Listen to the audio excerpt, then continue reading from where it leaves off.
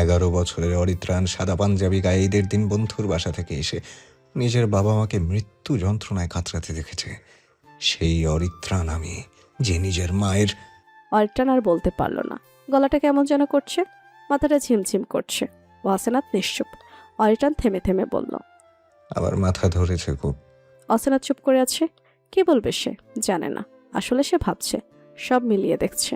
অরিত্রাণ বলল, আমি গুছিয়ে কথা বলতে পারি না পরিজা, মিলিয়ে নিতে কষ্ট হচ্ছে না? অসেনাথ এবারও কিছু বলল না, শুধু চোখ তুলে অরিত্রাণের দিকে তাকিয়ে আছে সে। অরিত্রাণ চোখ লাল টকটকে হয়ে আছে। অসেনাথ বিড়বিড় করে বলে, এত লাল? তারপরেই ভাবে শেষের কথাটা কি ছিল। কি? অরিত্রাণের নিঃশ্বাস দ্রুত চলে। সে বলল, পরিজা পাগুলো উপরে তুলবে একটু, গুটিয়ে বসবে কিন্তু। অসেনাথের মনে প্রশ্ন জাগে, তবুও সে করে না। পা তুলে বসে পড়ে। অরিত্রাণ থামে। অসেনাথের মুখের দিকে কয়েক সেকেন্ড তাকিয়ে থেকে বলে, ভালোবাসা হচ্ছে অর্থবিহীন শব্দ। এই কয়েকদিনে আমি কি বুঝেছি জানো? পৃথিবীর সৃষ্টিকর্তা ভালোবাসা তো সৃষ্টি করেছে, কিন্তু এর বর্ণনা করার জন্য ভাষা দেয়নি। ভালোবাসা তো মানুষের মনে সৃষ্টি করে দেয়, কিন্তু এটা বর্ণনার কলমটা নিজের কাছে রেখে দিয়েছে। তবুও আমার মতে ভালোবাসা হচ্ছে নিঃশ্বাসের মতো। নিঃশ্বাস যেমন দেখা যায় না, এটাও দেখানো যায় না। যা দেখানো হয় তা হচ্ছে যত্ন। এটাকে বোকা মানুষ জাতি ভালোবাসার নামে ছাড়িয়ে দেয়, তবে আমি তা করতে চাই না। নিঃশ্বাস এবং ভালোবাসা দুটোই অদেখা অনুভূতি। আশ্চর্যের বিষয়ে দুটি ছাড়া দম বন্ধকর অনুভূতি হয়। ভালোবাসা অদ্ভুত অনুভূতি। এটি এত গুরুত্বপূর্ণ কেন জানো? কারণ এর নামে শরীরে একটি আলাদা যন্ত্র আছে। তাই তো ভালোবাসার জন্য মানুষ মরিয়া। আর সেই যন্ত্র হচ্ছে হৃৎপিণ্ড। আমার মনে হয় সৃষ্টিকর্তা নিজে এই ভালোবাসাকে খুব দাম দেয়, বুঝলে পরিচয়। তাই তো হৃৎপিণ্ড দিয়েছে মানুষের মাঝে। বিচিত্র মানুষের মাঝে সবচেয়ে মিল ভালোবাসার জায়গাটায়। তবে সব মানুষের ভালোবাসা মানুষের মতোই ভিন্ন। কারো ভালোবাসাকে কিন্তু কারো সাথে মেলাতে পারবে না। আমি চাইলেও বাবার মতো প্রেমিক হতে পারবো না, আর অন্য কেউ চাইলেও আমার মতো প্রেমিক হতে পারবে না পরিজা। অরিত্রাণ থামে। তারপর আবার বলল, তোমার কোলে একটু মাথা রাখি। অসেনাথ ঘরের মাঝে আছে। তার কেন যেন অরিত্রাণের প্রতি খুব মায়া হচ্ছে। অরিত্রাণের দিকে চোখ তুলে তাকিয়ে অসেনাথ বলল, রাখেন। অসেনাথ নিজের দুহাত সরিয়ে দিল। অরিত্রাণের সুযোগ কিছুতেই হাতছাড়া করল না। দ্রুত অসেনাথের কোলে মাথা রেখে দুহাতে অসেনাথের কোমর জড়িয়ে ধরে, কোলে নাক ডুবিয়ে চোখ বন্ধ করে। অসেনাথ চমকায়। সে ভাবেনি এভাবে অরিত্রাণ তাকে জড়িয়ে নেবে। সে তো কোলে জায়গা দিয়েছে, এত পুরো কোল জুড়ে কবজা করে নিয়েছে। অসেনাথ শিউরে ওঠে, কপালে ঘাম জমে। অরিত্রাণের শরীর হালকা কাঁপছে। ছোট হয়ে পা গুটিয়ে আছে সে। সন্ধ্যা নেমেছে। মাঝে জমেছে মেঘ আর বাতাস। বাতাসের শোষ শব্দ হচ্ছে। সেই বাতাসের সাথে কাঁপছে আশেপাশের গাছের পাতা। তাদের সাথে তাল মিলিয়ে অসেনাথের শরীর কাঁপছে। অরিত্রাণের নিঃশ্বাস বাড়ি খাচ্ছে। অসেনাথের জামা ভেদ করে পেটে। উষ্ণ নিঃশ্বাসের তাপে অসেনাথের হাত পা থরথর করে কাঁপছে। গলা শুকিয়ে আসছে। চোখ বড় বড় করে সে তাকিয়ে আছে অরিত্রাণের মাথা ভর্তি চুলের দিকে। অরিত্রাণ মাথা তুলে এবার অসেনাথের দিকে মুখ তুলে তাকিয়ে বলল, মাথায় একটু হাত বুলিয়ে দেবে পরিজা? অসেনাথ হাত বাড়াতে পারছে না। তার শরীর শিরশির করে কাঁপছে। অরিত্রাণ নিজেই হাতটা টেনে নিল। নিজের মাথায় রেখে আবার সে চোখ বুঝালো। অসেনাথ ঘামছে। প্রচুর কম্পিত হচ্ছে তার শরীর। অরিত্রাণের ভালো লাগছে না, আরও অস্থির লাগছে। তবুও সে শুয়ে আছে। এবার মাথা কাত করে নিয়েছে হালকা। অসেনাথের কাঁপুনি কমেছে একটু। সে আস্তে আস্তে অরিত্রাণের মাথায় বেলি কেটে দেয়। অরিত্রাণের মাথা আরও ভার হয়। বুকটা কাঁপে ধরস ধরস করে। সেই শব্দ অসেনাথের কানেও আসে। অসেনাথ অবাক হয়ে হাত সরিয়ে অরিত্রাণের বুকের পাশটাই রাখে, হিসিস করে বলে, আল্লাহ, আপনার কি খুব বুক ব্যথা করছে? অরিত্রাণ চোখ খুলল না। আগের মতো থেকে সে হেসে বলল, করছে তো অনেক ব্যথা, তবে সেরে যাবে ওষুধের খোলে শুয়েছি বলে কথা। অসেনাথ ভারী অবাক হলো, বলল, আমি ঔষধ? অরিত্রাণ হেসে বলল, তবে সবার না, শুধু আমার। অসেনাথ তাকিয়ে আছে। আমার কথাটাই ভারী একটা অনুভূতি ছিল, যা তাকে ক্রমশ কাঁপিয়ে তুলছে ভেতর থেকে। সন্ধ্যা নেমেছে খামে ভর্তি হয়ে। চারপাশে ঘুমসুম নীরবতা বিরাজ করছে। কুণ্ডলি পাকিয়ে পরিবেশ জুড়ে জমা হচ্ছে অন্ধকার। হচ্ছে বাতাসের ছাপটা। লেকের বিপরীত পাশে জ্বলছে ল্যাম্পপোস্টের আলো। আলো ছুটে এসে পড়ছে লেকের স্বচ্ছ পানির বুকে। বাতাসের ছাপটিতে কেঁপে উঠছে স্বচ্ছ পানি। সবুজ পানির বুকে ভাসছে একজোড়া তরুণ তরুণীর প্রতিচ্ছবি। বাতাস যখন ভারী হয়ে আসে, নববধূর ঘোমটার আড়ালে চোখগুলোর মতোই কম্পিত হয় সেই প্রতিচ্ছবি। পিনপিনে নীরবতা ভেঙে অসেনাথ বলল, আপনি কি ঘুমিয়ে পড়েছেন? অরিট্রান জবাব দিচ্ছে না। সে কিন্তু মোটেও ঘুমিয়ে নেই, তবুও জবাব দিতে ভালো লাগছে না। ভালো লাগছে পিনপিনে নীরবতার মাঝে বাতাসের শব্দ, সাথে ভালো লাগছে ওয়াসনাতের মায়া মাখানো দু একটি কথা। খানিকটা সময় বোবা ভনে থাকতে তার মন্দ লাগছে না। ওয়াসনাত ভেবেছে অরিট্রান হয়তো ঘুমিয়ে পড়েছে। বেশ খানিক সময় নীরব থেকে ওয়াসনাত ভাবছে আর কত বসে থাকবে। এমন একটা জায়গায় কথা বলা থামিয়েছে, তার ভালোই লাগছে না এখন। ইচ্ছে করছে অরিট্রানের কলার ধরে তাকে সামনে লেকে চুপিয়ে দিতে। বিরক্ত আর পরের কথাগুলো জানার তাড়নায় অসনাতের বেশ তিক্ত একটা অনুভূতি হচ্ছে। অরিট্রানকে ইচ্ছামতো পেটালেও তার সে অনুভূতি কমবে না। অরিট্রান যেন আজ মহা মনোবিজ্ঞানী হয়ে উঠেছে। সে চট করে অসনাতের মনের কথা ধরতে পেরে বলল, তুমি অল্পতেই উত্তেজিত হয়ে পড়ো, তাই তোমাকে শোনাতে যাচ্ছি না। আমি বরং নিজের প্রথম মার্ডার মানে খুনের গল্প শুনাই। অসনাত আগে ফস করে উঠে খুন করেছে এটা এত ফালাও করে বলার কি আছে। মনে মনে অসংখ্যবার বিড়বিড় করে কিছু গালি দেয় অসনাত। অরিট্রান উঠে বসে পাঞ্জাবির হাতে উপরে তুলতে তুলতে সে বলল, তুমি যে মনে মনে বিড়বিড় করে গালি দিতে পারো এটা আমি ভাবতে পারিনি। অসনাত চমকায়, সাথে লজ্জিত হয়ে ওঠে। নিজেকে স্বাভাবিক করে সে বলল, কই গালি দিলাম?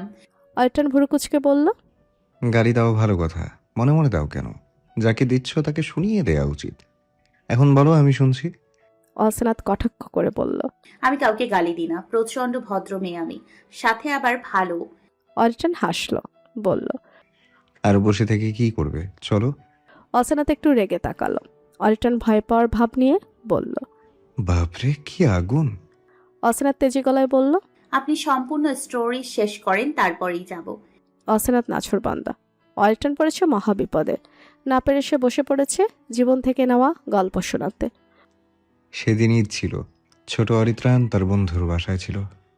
এখন অবশ্য সেই বন্ধুর নাম মনে নেই। বিকেলে বাসায় এসে দেখেছি মা আর বাবা পাশাপাশি ফ্লোরে পড়ে আছে, কিন্তু তারা জীবিত ছিল। এত এত রক্ত ছিল ফ্লোরে, ছোট অরিত্রাণ নিতে পারল না। সেও ফ্লোরে লুটিয়ে পড়েছে। জ্ঞান ফিরেও সে দেখেছে মা জীবিত ছিল। বাবার কালো শার্ট, ব্লেজার মায়ের গায়ে। বাবা মা একদম পাশে শুয়ে আছে, একটা হাত মায়ের উপরে। আমি দৌড়ে গিয়েছিলাম, মাম্মাম বলে চেঁচাচ্ছিলাম। মায়ের গলা কাটা, লাল লাল রক্ত। এত রক্ত আমি জীবনে দেখিনি। গলা থেকে ফসফস করে রক্ত এসে পড়ছে আমার মুখে। মা বহু কষ্টে বলেছে, অরি তোমার আলমারিতে একটা ব্যাগ আছে, তা নিয়ে পালিয়ে যাও। কথাগুলো তিনি মোটেও ভালো করে বলতে পারল না, কিন্তু আমি সব বুঝে নিয়েছি। ওপরে যেতে চাইনি। মা জীবনের প্রথম আমার গায়ে হাত তুলেছে, ধাক্কা দিয়ে আমাকে উপরে যেতে বলেছে, গালে কষে এক থাপ্পড়ও দিয়েছে। আমি কেঁদেছি, শেষবার কেঁদেছি। মাও কেঁদেছে। খুব কষ্ট হচ্ছিল তার। এত কষ্ট আমি নিজের চোখে দেখেছি। আমার গাল মায়ের রক্তে রাঙা ছিল, তার হাতের স্পর্শে ছিল রক্তের গন্ধ, গরম তাজা রক্ত। অরিট্রান উত্তেজিত হলো না, একটু কান্নাও করলো না, শুধু তার চোখ লাল হয়ে আছে। খুবই শান্ত তার ভাবমূর্তি। অসনাত কান্নায় ভেঙে পড়েছে। অরিট্রান মাথায় একবার কাত করে হাসলো, বলে, তুমি খুব নরম মনের পরিজা, কাঁদবে না একদম, তাহলে আর বলবো না। অসনাত দুহাতে মুখ চেপে ধরে। অরিট্রান আবার হাসে, তারপর আবার বলল, বাবার সাথে কথা হলো না, শেষবার কথাটাও বলতে পারলাম না। আর মা তো আমাকে তাড়াতে ব্যস্ত। আমি ওপরে গেলাম, আলমারি খুলতে পারলাম না। আমি তখন হাইটে ছোট ছিলাম। আবার ছুটে আসলাম মায়ের কাছে। সাদা পাঞ্জাবি লাল হয়ে আছে আমার। রক্ত দেখে নিজেরই ভয় লাগতো এক সময়, কিন্তু সেদিন আর লাগলো না।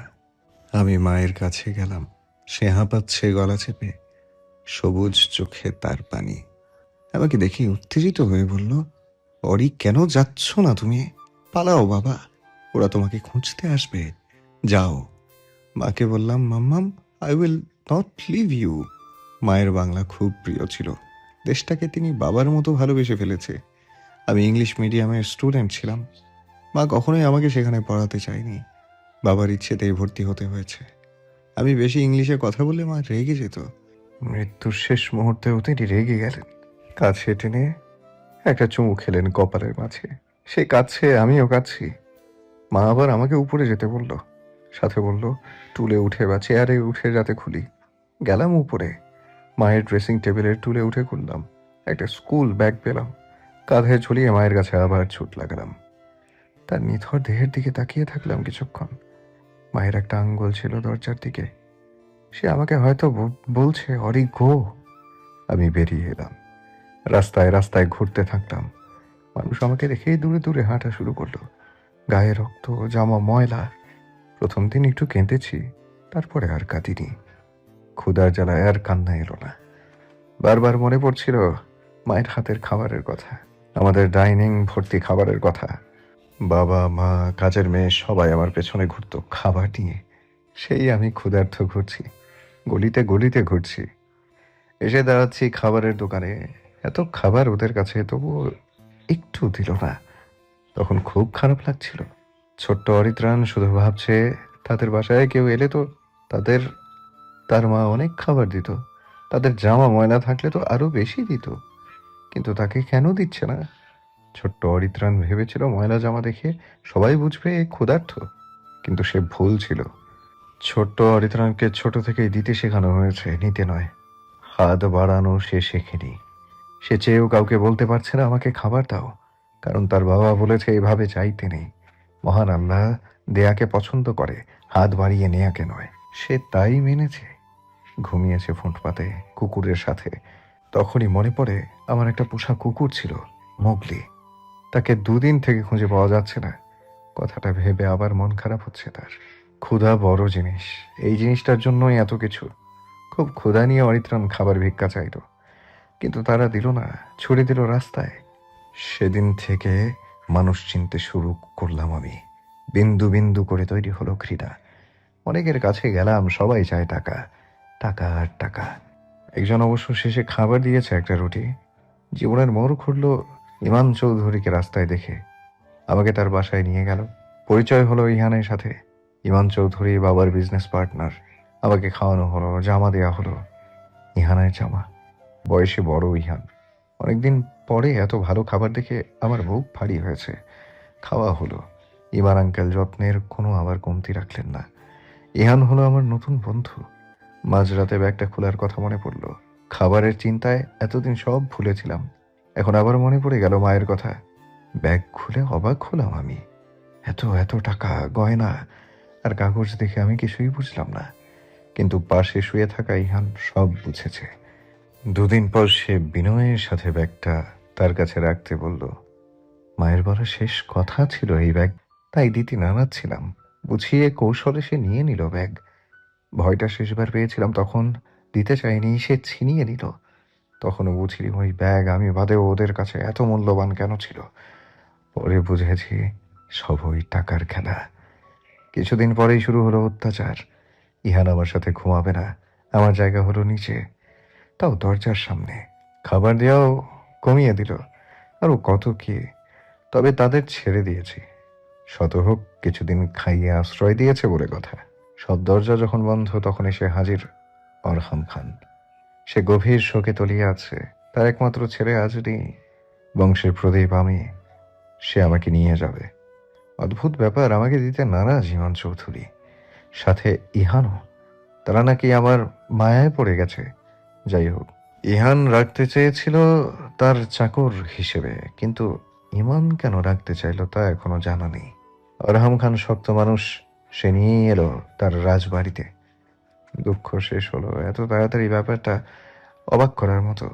কিন্তু আমি শেষ হতে দিলাম না। সরকারি স্কুল কলেজে লেখাপড়া করলাম, নিজের মতো চলা শুরু করলাম। দাদার টাকা থেকে নিজেকে সরিয়ে নিলাম। ভয়ঙ্কর হয়ে উঠলাম ধীরে ধীরে। স্কলারশিপ নিয়ে বিদেশে পাড়ি জমালাম। কেউ বন্ধু হতে চাইল না, দূরত্ব বজায় রেখে চলল। কারণ জামা কাপড় ভালো না, আমি কারোর সাথে কথা বলি না। আমার চোখ দেখেই ভয় পায় তারা, আরো কত কি। পরিচয় হলো রিমনের সাথে। বাবা মা নেই তারও। নিজের চাচার টাকায় কলেজ পর্যন্ত পড়েছে। সেও আমার মতো, কিন্তু সে গম্ভীর না, মজার। প্রতিদিন কঠোর পরিশ্রম করত শুধু আমাকে একবার হাসানোর জন্য। বেচারা ব্যর্থ। সবই ভালো চলছিল, কিন্তু ঝামেলা হলো আমাদের রুমের একটা ছেলেকে নিয়ে। সে বড় মাফিয়ার ভাই ছিল, ড্রাগ নিত।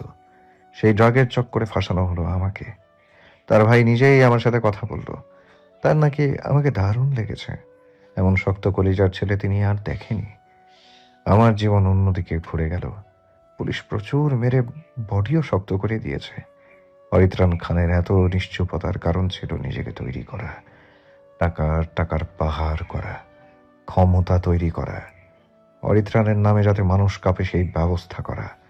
আর এই সব কিছুর পেছনে কারণ বাবা মায়ের খুনিকে বের করা।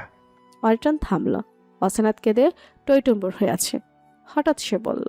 আপনি কি মাফিয়া ডন? অরিত্রাণ শব্দ করে হেসে বলল। না, আমি প্রথমে মাফিয়ার সাথে কাজ করলেও আমি মাফিয়া না। যার সাথে কাজ করেছি তার নাম মার্ক ছিল। আমার কাজ ছিল এক মাফিয়ার সাথে আরেক মাফিয়া ডিল করিয়ে দেয়া। একবার একজন টাকা দিয়েছে কিন্তু জিনিস পায়নি। সে আমাকে জানিয়েছে, আমি প্রতিপক্ষকে পিটিয়ে টাকা উসুল করে দিয়েছি। এরপর থেকেই কালোবাজারে অরিত্রাণের নাম হাওয়ায় ভাসতে লাগলো। অরিত্রাণকে ছাড়া কেউ ডিলে সাইন করবে না, সবার চাই অরিত্রাণ। এতে দারুণ লাভ হচ্ছিল আমার। মার্কের চাইতে বেশি আমি জনপ্রিয় হয়ে গেলাম। এটাই মার্কের পছন্দ হলো না। সে আমাকে সরিয়ে দিতে চাইলো। রাতে আমারই ঘরে আমাকে মারতে চাইলো। কিন্তু আমি যে কি তা তখনও মার্ক জানতো না। নিজেকে বাঁচাতে আমি প্রথম খুন করেছি, মার্ককে মেরেছি, কেটে টুকরো টুকরো করেছি। প্রথম খুব খারাপ লাগছিল, কিন্তু রক্তের নেশা যে কি বোঝানো দেয়। সেই থেকে মানুষ মারতে ভালো লাগে। জমানো টাকা দিয়ে ব্যবসা শুরু করি, আর আজ আমি সফল। আজ অরিত্রাণ খানকে সবাই ভয় পায়, সমীহ করে চলে। তার কারণ অর্থ, ক্ষমতা আর জীবনের ভয়। তারা জানে অরিত্রাণের দয়া মায়া দুর্বলতা নেই, সে সব করতে পারে। আর মানুষ মানের ব্যাপারটা ভালো লাগে। আর কথা না শুনলেই শুধু মারি। নিরীহ মানুষের সাথে আমার তেমন সম্পর্ক নেই। আরও একটা কাজ বাকি, ওই ভিডিও পেলেই হবে। অনেক খুঁজেছি, যেই কাজ করেছে সে সাধারণ না। সব প্রমাণ দারুণ আইডিয়া দিয়ে গায়েব করেছে। এত খুঁজলাম, পেলাম না। অনেক বছরের কাহিনী তো, পেলে তার কি হবে এই অরিত্রণ নিজেই জানে না। রিমি পায়চারি করছে বারান্দায়। তার পরনে গোলাপি কাতান, চোখে মুখে তার গভীর চিন্তা। শুধু চিন্তা না, রীতিমতো তার কান্না করতে ইচ্ছে করছে। নীরা গম্ভীর মুখে বসে আছে বারান্দার সোফায়। তারও খারাপ লাগছে রিমির অবস্থা দেখে। রিমি বারবার কল করছে, কিন্তু বিপরীত পাশের কেউ কল রিসিভ করছে না। রিমি এবার কেঁদেই দিল। ফুফিয়ে ভাসাচ্ছে সে কান্নার শব্দ। ভেঙ্গে আসছে গলার কণ্ঠস্বর। ঠিক তখনই অরূপ ব্যালকনিতে ঢুকে। সে অবাক হয়ে তাকিয়ে আছে রিমির দিকে। রিমির মুখ লাল, চোখে পানি। কাছে কেন? অরূপ এগিয়ে গেল, হাত রাখলো রিমির পিঠে। ভাইকে দেখে রিমি চমকালো না, জাপটে ধরে বলল। ভাই, আমি এই ছেলেকে বিয়ে করব না, প্লিজ কিছু কর। অরূপ জানতো এমন কিছু রিমি বলবে। আজ রিমিকে দেখতে এসেছে তার বাবার বন্ধুর ছেলে। তাদের বেশ পছন্দ হয়েছে, কিন্তু রিমির মুখ ভার দেখে অরূপ বুঝতে পেরেছে কিছু একটা আছে। তার ধারণাই সত্য হলো। অরূপ কোমল গলায় বলল। ছেলেটাকে? এই কথাটাই চমকালো রিমি। তার ভাই এতটা বুঝবে সে ভেবে পায়নি। তখনই হাতের ফোনটা বেজে উঠল। রিমি উত্তেজিত হয়ে রিসিভ করতে রিমন হে করে হেসে বলল। সরি, আসলে আমি কাজে ছিলাম। রিমি রেগে বলল। নিকুচি করে তোমার কাছে আমার বিয়ে হয়ে যাচ্ছে আর তুমি আছো তোমার কাছে নিয়ে। রিমন আকাশ থেকে পড়ে বলল। বিয়ে মানে? রিমি দাঁতে দাঁত চেপে বলল। কোচি খোকা, তুমি বিয়ে মানে বোঝো না? হ্যাঁ, জানো না? যাও আমার বিয়ে কার্ড দিয়ে আসবো। তুমি বরং আমার বিয়েতে গান ধরিও। আমার গার্লফ্রেন্ডের বিয়ে, গাধা একটা। রিমন এখনো শকড। সে বলল। তোমার কথা শুনে আমার মাথা ঘুরছে। রিমির রাগ আরো আগুন। চেঁচিয়ে সে বলল। মাথা কেন, শুধু সব ঘুরুক, আমার বাপের কি? জাহান্নামে যাও তুমি। তোমার মতো আহম্মকের প্রেমে করে জীবন আমার শেষ। রিমন নিজেকে সামলাতে ব্যস্ত। আর ফোনটা রিমির থেকে নিয়ে কানে ধরে বলল। নাম কি তোমার? রিমন অবাক হয়ে বলল। তোমার গলা ছেলেদের মতো কেন শোনাচ্ছে? তুমি কি টেনশনে ছেলে হয়ে যাও? অরূপ বিরক্ত। একটু উচ্চ শব্দে সে বলল। আমি রিমির ভাই অরূপ। রিমন মনে মনে বিড়বিড় করে অরিত্রাণের প্রেমের ভিলেন অরূপের মেজাজ খিচে আছে। মনে মনে ভাবছে তার বোন এই কার সাথে প্রেম করছে। রিমন নিজেকে পরিপাটি করে সে বলল। আমার নাম রিমন আহমেদ। হ্যাঁ। ভালো। আমার বোনকে ভালোবাসো? রিমন লজ্জিত গলায় বলল। বাবা মাকে নিয়ে কালকে চলে আসবে সন্ধ্যায়। রিমন বলল। আমার বাবা মা নেই, এক ভাইয়ের মতো বন্ধু আছে আর এক দাদা আছে। অরূপ শান্ত গলায় বলল। তাতেই হবে, নিয়ে আসবে তাদের। আর হ্যাঁ, কাজ কি করো? খান গ্রুপের ডিএমডি। অরূপ অবাক হয়ে বলল। এত অল্প বয়সে? নাকি তোমার বয়স বেশি? রিমন হেসে বলল। আমি তো এমডি ছিলাম, কিন্তু অরিত্রাণ চলে এসেছে তাই আমি অন্য জায়গায় শিফট হয়েছি। অরূপ বিস্ময়ে বলল। নাম ধরে বলছো? আরে ওই তো আমার ভাই। অরূপ বোনের দিকে একবার তাকিয়ে বলল। আচ্ছা তাহলে এসো, আমি মা বাবার সাথে কথা বলে রাখবো। রিমন সংক্ষেপে বলল। আচ্ছা। রিমি মহা খুশি, লাফিয়ে ভাইকে জড়িয়ে সে বলল। ধন্যবাদ ভাই। অরূপ হাসলো, তারপর বলল। আমার প্রয়োজনেও হেল্প করতে হবে। রিমির খুশি মুহূর্তে মিলিয়ে গেল। তার মনে একটু ভয় হচ্ছে, না জানে কি চায় তার ভাই, সেই ভয়। নীরব নীরব পরিবেশ ভেঙে অসেনাত বলল। এবার যাওয়া উচিত। অসেনাত উঠে দাঁড়ালো। কিছু দীর্ঘশ্বাস বুক চিড়ে বেরিয়ে এসেছে। সে ভেবে পাচ্ছে না একটা লোকের অতীত কত মর্মান্তিক। সে অতীত আবার সে বর্ণনা করেছে, কিন্তু তার চোখে মুখে কোনো দুঃখ নেই, কোনো কান্না নেই। কি অদ্ভুত, এতটা কঠোর মানুষ হয় তা জানা ছিল না। অরিটান অসেনাতের হাত চেপে ধরে। অসেনাত ভুরু কুচকে মাথা ঘুরিয়ে তাকায়, বলে। কিছু বলবেন? অরিটান অসেনাতের হাত ছেড়ে হাসে, উচ্ছ্বসিত হয়ে বলল। তুমি তো এখনো আমার সম্পর্কে আসল কথাগুলোই শুনলে না। অসেনাত অবাক হয়ে বলল। আরো বাকি আছে? বাকি আছে। আজ কি সারা রাত বসিয়ে রাখবেন? অরিটান ঠোঁট কামড়ে বলল। বসো তো। অসেনাত বসলো। অরিটান তার মুখের দিকে কিছুক্ষণ তাকিয়ে থাকলো। অন্ধকারে তেমন কিছু দেখা যাচ্ছে না, তবুও সে তাকিয়ে আছে। কয়েক সেকেন্ড বাদে অরিটান বলল। আমি মানুষ হিসেবে খারাপ, খুব বাজে বলা চলে। বাজে কাজের মধ্যে নারী সঙ্গবাদের সবগুলোর সাথে আমি পরিচিত। আমি মদে ডুবে রাত পার করি, মানুষের শরীর খণ্ডে খণ্ডে ভাগ করে রক্তের সাথে খেলি। জীবনে প্রথম আজ আমি এত কথা বলেছি। আমি কথাও কম বলি, ড্রাগ নিয়ে না, তবে অনেক ধরনের মদ খাই। কাজে ডুবে থাকি, বোরিং, আক্রু, রুডি, বদমেজাজি, খারাপ, দয়ামায়াহীন, একটা পাষণ্ড হৃদয়ের মানুষ। অনুভূতিরা তেমন কাজ করে না।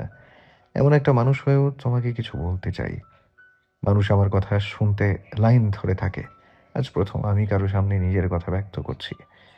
সেই কারো কেউটা হচ্ছ তুমি। অরিটান থামে, দম নেয়। অসেনাতের কুচকানো ভুরু আরও কুচকে এসেছে, বুক অজানা কারণে ধুকপুক করছে। অরিটান জিভ দিয়ে ঠোঁট ভিজিয়ে বলল। প্রেম ভালোবাসা রূপকথার মতো হলেও এর একটা বিশাল প্রভাব আছে জীবনচক্রে। আমার মুখে এই ধরনের কথা ভারী অবাক হওয়ার মতো, জানি। তুমি এই প্রথম নারী যাকে আমি এসব বলছি। আসলে আমি নিজেই নিজের মুখে এমন কথা প্রথম শুনছি। ভালোবাসা মানেই ভারী যন্ত্রণা, তাই নারী সঙ্গ আমি পছন্দ করি না। কিন্তু ভাগ্য বড্ড বাজে একটা খেলা খেললো আমার সাথে। আমি না চাইতেও জড়িয়ে গেলাম অর্থবিহীন ভালোবাসায়। আমি মাদৌলি মেয়েটাকে তেমন চিনি না। তোমার ধারণা ভুল ছিল, কিন্তু আমার ধারণা সত্য। জীবনে প্রথম জেলাস হয়েছি আমি। অরূপ নামের ব্যক্তিকে পছন্দ না আমার, খুন করতেও ভাববো না, কিন্তু আমার ভাবনার বিষয় তুমি। অরিটান আবার থামে। হাত বাড়িয়ে অসেনাতের হাত দুটি নিজের দু হাতের মাঝে নিল অরিটান। অসেনাত চমকায়, চোখ ছোট করে তাকায় অরিটানের দিকে। অরিটানের সবুজ চোখে মৃদু আলোতেও জ্বলছে। অরিটান কোমল গলায় বলল। তোমার বাবা নিশ্চয়ই আমার কথা বলেছে। তিনি আমাকে পছন্দ করে না, আমি জানি। আমি কতটুকু খারাপ এটা তুমি জানো, রাইট? অসেনাত প্রথমে চুপ করে থাকে, তারপর মাথা নাড়ে। সে জানে অরিটান আরেকটু এগিয়ে এসে বলল। আমি খুব ডেঞ্জারাস, আবার পাগল না, কিন্তু রোগীও না। কিন্তু তুমি বাদে কারোর প্রতি আমি দয়া দেখাইনি আজ পর্যন্ত। সেই হিসেবে আমি ডেঞ্জারাস। আমার কথা তুমি বুঝতে পারছো? অসেনাত মাথা নাড়ে। অরিটান একটু হাত চেপে বলল। মুখে বলা যায় না। অসেনাত চট করে বলল। আপনি কতটা ডেঞ্জারাস জানি না, আমার আপনাকে ভয় লাগে না। অরিটান হাসলো, বলল। তাই? তার মানে তুমি আমাকে অপছন্দ করো না? অসেনাত একটু শব্দ করে বলল। অপছন্দ করলে কি আপনার মতো বহুরূপীর সাথে একা একা জীবনের ঝুঁকি নিয়ে বসে থাকতাম? অরিটান বেশ শব্দ করে হেসে ওঠে। অসেনাত মুগ্ধ চোখে তাকিয়ে আছে সে হাসির দিকে। অরিটান হাসি থামিয়ে বলল। তাহলে আমাকে দিয়ে চলবে তো? অসেনাত বুঝল না, প্রশ্ন করে। মানে? অরিটান অসেনাতের আরও একটু কাজ ঘেঁষে বসে। অসেনাতের গায়ে অরিটান লেগে বসেছে। অসেনাত চোখ নামিয়ে বিড়বিড় করে, এত ঘেঁষাঘেঁষি করছে কেন? অরিটান অসেনাতের হাত টেনে তার দিকে ঘুরিয়ে নেয়, ঠান্ডা শীতল গলায় ডাকে। পরিজা। এই প্রথম অসেনাত অরিটানের দেওয়া নামে জবাব দেয়, বলে। হুম। অরিটান হালকা হাসে, তারপর অসেনাতের মাথার সাথে মাথা ঠেকিয়ে নেশাতুর গলায় বলে। আমি প্রেম নিবেদন করতে আসিনি পরিজা, নাকি ভালোবাসার প্রস্তাব নিয়ে এসেছি। আমি কিছু চাইতে তোমাকে এখানে নিয়ে এসেছি, তা হচ্ছে অর্থবিহীন ভালোবাসা। আমি প্রেম করতে নয়, প্রেম চাইতে বসেছি তোমার পাশে। প্রথম দেখায় প্রেমে পড়িনি, বিন্দু বিন্দু করে ভালোবাসা জমেছে মনের কোঠরে। আমি জানি না কিভাবে এই কঠিন শক্ত পাথরের মতো হৃৎপিণ্ডে নরম ফুলের পাপড়িতে আবৃত তোমাকে রাখবো, তবুও রাখতে হবে। আমার রাতের ঘুম যে তুমি হয়ে দাঁড়িয়েছ। অরিটান চুপ করে যায়। অসেনাতের চোখে মুখে পড়ছে তার দীর্ঘ গভীর উত্তাপের নিঃশ্বাস। অসেনাত কাঁপছে, কাঁপছে তার ঠোঁট জোড়া। লজ্জায় কুকড়ে মুখ নত করে আছে সে। অরিটানের কথায় যেন মাদক আছে, ভয়ঙ্কর সে মাদক, রক্তেও যেন প্রবাহমান। অরিটানের হাত শক্ত, সে ধরে আছে অসেনাতের দুহাত। আজ যেন অরিটান খান নিখোঁজ, এক নতুন অরিটান, তার সব জুড়ে অসেনাতের প্রতি মুগ্ধতা বিরাজমান। অরিটান মাথা সরিয়ে অসেনাতের চোখে চোখ রাখে। অসেনাতের মাথা নত। অরিটান সুরে মাতালতা মিশিয়ে বলল, ভালোবাসা কি তা জানা নেই আমার, এর গভীরতাও বুঝি না। শুধু জানি আমি তোমার গল্পে নয়, একটু বাস্তবতায় জায়গা পেতে চাই। চাই একটু ছোঁয়া, শরীর বা হাতের নয়, মায়ার ছোঁয়া চাই। যে মায়ায় গভীরতা মাপতে চেয়েও আমি বারবার ব্যর্থ হব। হতে চাই আমি ব্যর্থ, বহুবার জিতেছি, ক্লাসে ফার্স্ট বয় হয়েছি। এবার না হয় একটু হারি, একটু লাস্ট হই। দুঃখ নেই, আছে বুক ভরা বিশ্বাস। ঠুনকো হলেও আমি বিশ্বাসী, হয়তো একদিন তুমি হবে আমারই। অসেনাতের চোখ বন্ধ। সে মনে মনে হাজারবার বলছে, আমি হতে চাই আপনার। কিন্তু মুখে বলতে পারল না। অরিটান ওয়াসেনাতের হাত ছেড়ে দিল, দুহাত বাড়িয়ে গালে হাত রাখল। ওয়াসেনাতের নিঃশ্বাস দ্রুত চলছে। অরিটান ভালোবাসায় ভেজা কোমল গলায় বলল, আমার কাছে জমিয়ে রাখার মতো শুধু এই ভালোবাসাই ছিল, যা কেউ নিতে পারেনি, আমিও দিতে পারিনি। সব আজ থেকে তোমার নামে করলাম, উহা সুপরিজার নামে।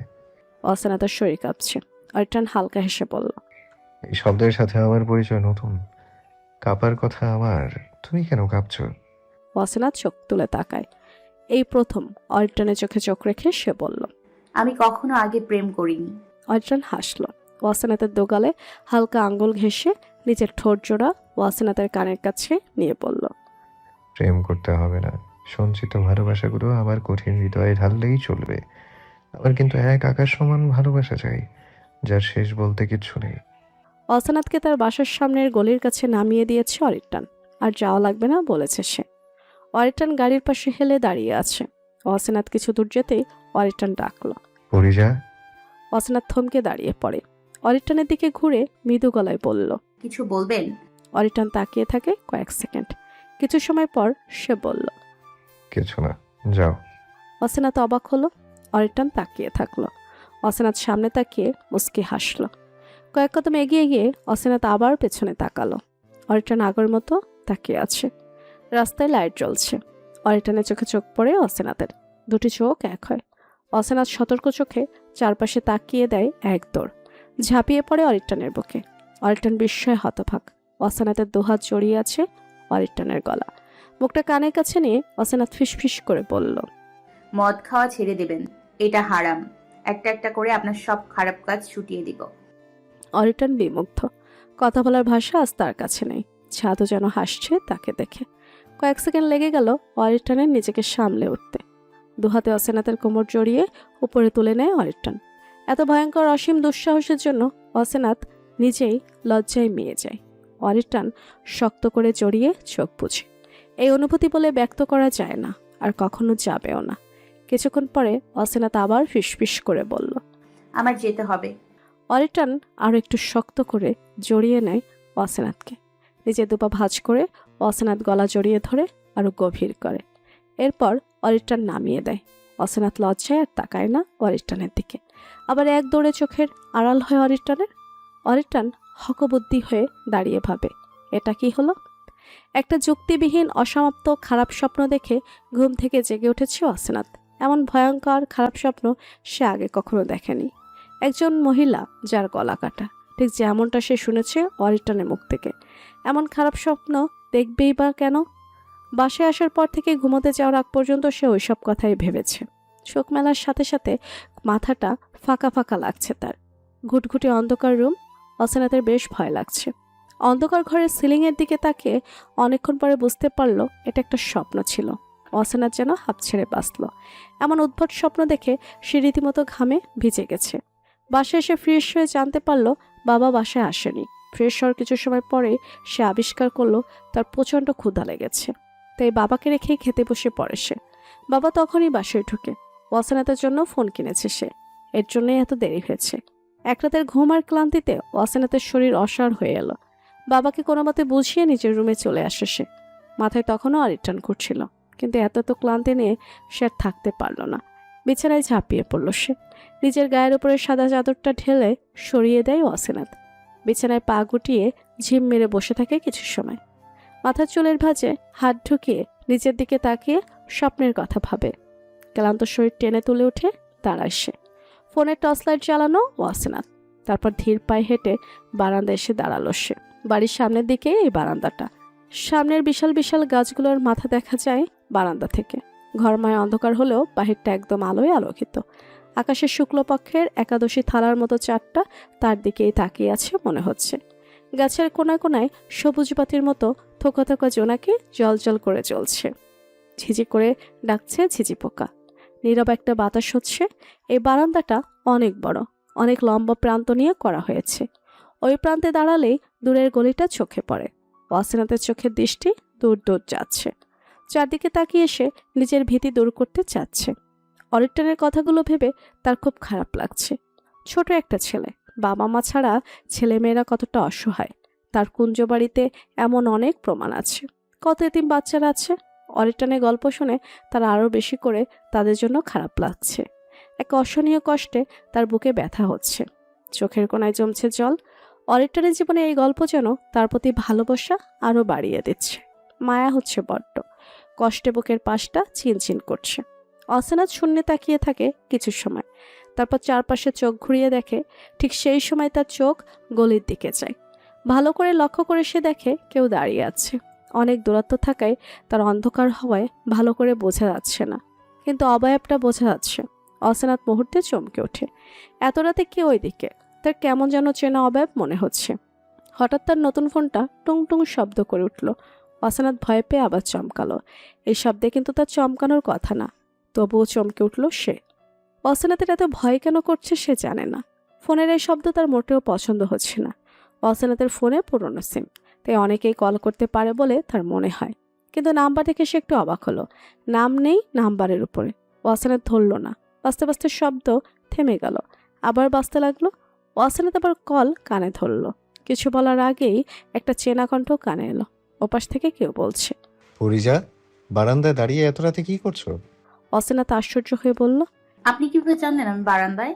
সে কেমন প্রতিক্রিয়া করলো অসিনাত বুঝতে পারল না। সে বলল, ম্যাজিক। অসিনাত চারপাশে চোখ বোলাচ্ছে। বারান্দার এদিক সেদিক পায়চারি করে বলল, আপনি আশেপাশেই আছেন, কোথায় বলুন তো? এবার তার হাসির শব্দ কানে এলো অসিনাতের। সে বিরক্ত হয়ে চারপাশে উত্তেজিত চোখে তাকাচ্ছে, খুঁজছে। অনেক খুঁজে না পেয়ে ব্যর্থ সুরে বলল, কোথায় আপনি বলবেন প্লিজ? হাসির শব্দ জোরে এলো। তারপর বলল, এত খুঁজে লাভ নেই, আমি আমার জ্বালাময় বুক নিয়ে সেই আগের জায়গায় দাঁড়িয়ে আছি। অসিনাত চমকের উপর চমকিত হয়ে বলল, বলেন কি, সত্যি আপনি সেখানেই দাঁড়িয়ে আছেন? Yes ma'am. অসিনাত হতভম্ব হয়ে বলল। এই আপনি কি পাগল নাকি? কথাটা বলে একটু থেমে ফোন চোখের সামনে ধরে টাইম দেখে সে আরো অবাক হয়ে বলল, রাত 2টো বাজে আর আপনি এখনো ওখানে দাঁড়িয়ে আছেন? অরিটন এবার নিজের পাটা একটু ছেড়ে পড়ল। তোমার কথা শুনে এত সময় এখন আমার ক্লান্ত লাগছে। আর পাগল, সেটা তো তুমি করে গেলে। কে বলেছিল ঝাঁপিয়ে পড়ে আবার বুকের সব হাড় নাড়িয়ে দিতে? অসিনাত এতক্ষণ লজ্জিত হয়ে ভাবে আসলেই সে তখন এমন কেন করেছে। ছি, নিজেরই লজ্জা লাগছে এখন। অসিনাতকে চুপ থাকতে দেখে অরিটন বলল, লজ্জায় লাল হওয়াটা মোটেও আমার পছন্দ না পরিজা। অসিনাত কিছু বলল না।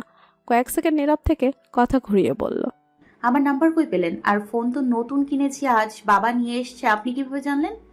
এটাও ম্যাজিক। কিছু ম্যাজিকের রহস্য গোপন থাকা ভালো। আচ্ছা রাখেন গোপন কিন্তু আপনি বাসায় যাচ্ছেন না কেন?